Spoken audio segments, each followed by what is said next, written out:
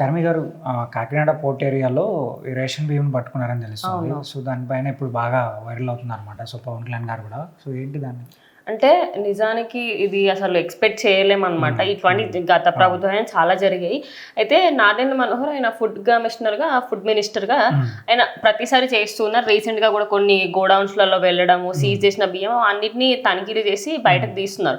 అయితే కాకినాడ పోర్ట్ అనేది ఏంటంటే రవాణాకి బిగ్గెస్ట్ సెంటర్ అన్నమాట. ఇంకా ఇక్కడ నుంచే సౌత్ ఆఫ్రికా, ఇంకా చైనా, అదర్ కంట్రీస్ కి ఎక్స్పోర్ట్ ఇంపోర్ట్ జరుగుతూనే ఉంటుంది ఇక్కడ. భారీ లెవెల్లో. అంటే మీరు ఎక్స్పెక్ట్ కూడా చేయరు. సినిమాల్లో చూపించినాక ఇంకా 10 times ఎక్కువనే జరుగుతుంది. అయితే అదే క్రమంలో చేసుకుంటూ వెళ్తున్నారు. అయితే సడన్ గా ఆయనకు ఒక నోటీస్ రావడం జరిగింది. ఆయన నార్మల్ గా తనిఖీలు చేయడానికి వెళ్ళారు. అదే టైంలో అక్కడ నుంచి ఒక షిప్ వెళ్తున్నా, అసలు ఇది ఎక్కడికి వెళ్తుంది ఏంటి అనగా దాని గురించి వీళ్ళు జస్ట్ ఇన్ఫర్మేషన్ అయితే వెళ్ళలేదు, నార్మల్ గానే చెకింగ్ చేశారు. బట్ ఏంటంటే అట్లా చేస్తున్న క్రమంలోనే వాళ్ళకు కొంచెం డౌట్ కొట్టి ఇంకా దాన్ని వెతకడం స్టార్ట్ చేస్తే 640 టన్నుల రేషన్ బియ్యం దొరికింది.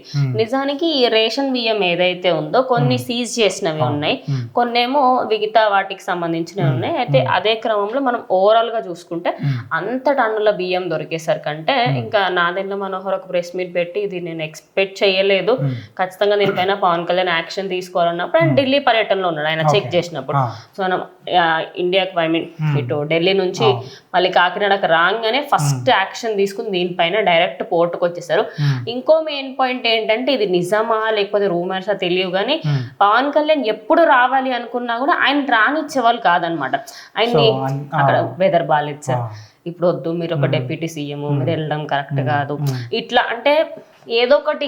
2 months నుంచి రానివ్వట్లేదని చెప్తున్నారు. మరి వీళ్ళకి డౌట్ రాలేదా? సో డౌట్ ఎందుకు వస్తుందండి, అంటే అంత మంచిగా మేనేజ్ చేయగలిగారు. ఇప్పుడు డెప్యూటీ సీఎం కి ఒక ఫుల్ సెక్యూరిటీతో పంపించాలి, వాళ్ళు ఇంకే చాలా మంచి మంచి రీజన్స్ చెప్పారు. అండ్ ఇంకోటి ఏంటంటే ఇక్కడ భద్రతా విషయంలో కూడా పెంచాలి అని చెప్పేసి ఆయన వచ్చిన వెంటనే సీజ్ ద షిప్ అని చెప్పాడు. ఇంకా ఇదో భారీ బడ్జెట్ సినిమా చూసిన ఫీలింగ్ కలిగింది అనమాట.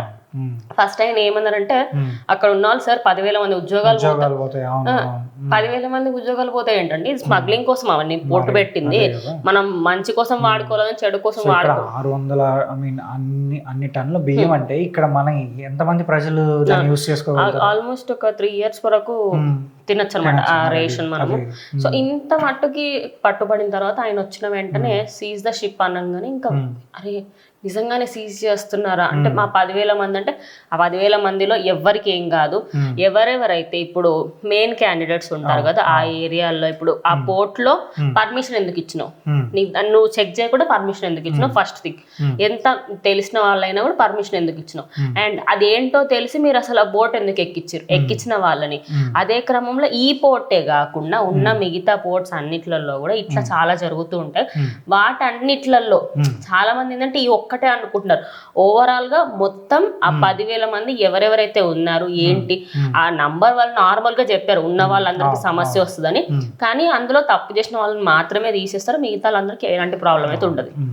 సో అలానే ఏంటంటే ఈ సీజ్ ద సిప్ అని చూసారా, సో ఈ డైలాగ్ ని పెట్టి చాలా మంది సో మీమ్స్ కానీ చేస్తున్నారు. అలాగే ఒకే ఒక్కటి సినిమా ఉంది చూసారా శంకర్ గారిది, అర్జున్ హీరోగా చేశారు, ఆ సినిమా రెఫరెన్స్ తీసుకొని చేస్తున్నారు అనమాట. అంటే ఇంకోటి ఆయన టు బి ఆనెస్ట్ ఆయన యాటిట్యూడ్ గా చెప్పడం జరిగింది, అది కొంచెం నెగిటివ్ గా పోర్ట్రేట్ అయింది తప్పించి ఆయన చెప్పిన దాంట్లో ఎలాంటి తప్పులేదు. ఎందుకంటే ఆయన పోర్ట్ నేమ్ సీజ్ చేయట్లేదు, చాలా మంది అయితే ఆయన పోర్ట్ మొత్తం ఇక్కడ నుంచి ఇంకేం వెళ్ళొద్దు ఆ బిల్డప్ అంటే ఏదైనా ఒకటి స్ట్రాంగ్ గా చేసినప్పుడు నెక్స్ట్ ఎవరన్నా చేయాలన్నా ఇలాంటి తనిఖీ జరుగుతుంది, అప్పుడు మనకు ప్రాబ్లం. అండ్ ఇంకోటి అమిత్ షాకి కూడా లేఖ రాసి, అండ్ ఇంకా దరిద్రం ఏంటంటే అక్కడ ఓన్లీ 16 మంది నుంచి 20 మంది మాత్రమే అధికారులు ఉన్నారట చెక్కింగ్ చేసేవాళ్ళు. అంత పెద్ద పోర్ట్ లో అంత తక్కువ మంది అంటే ఖచ్చితంగా ఏమన్నా చేసుకోవచ్చు, ఆ సందులోకి వెళ్ళి సందులోకి ఎక్కడికైనా పట్టుకురావచ్చు. సో దానికి సంబంధించి అక్కడ పోలీసులను పెట్టడానికి అమిత్ షా కూడా లేఖ రాస్తా అని చెప్పారు.